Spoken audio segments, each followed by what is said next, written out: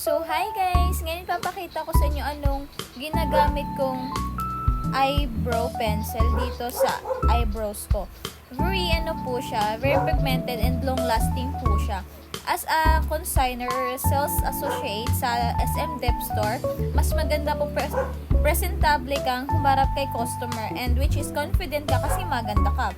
So, ngayon ipapakita ko sa inyo si drawing. Ito po siya.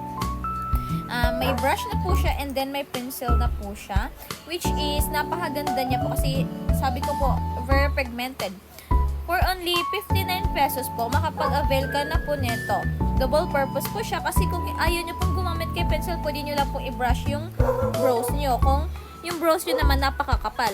Sa akin naman po yung brows ko is very natural lang po siya, pero as a consigner po, mas maganda po talagang presentable po tingnan yung looks natin if nakapag-makeup tayo or something na may nilagay tayo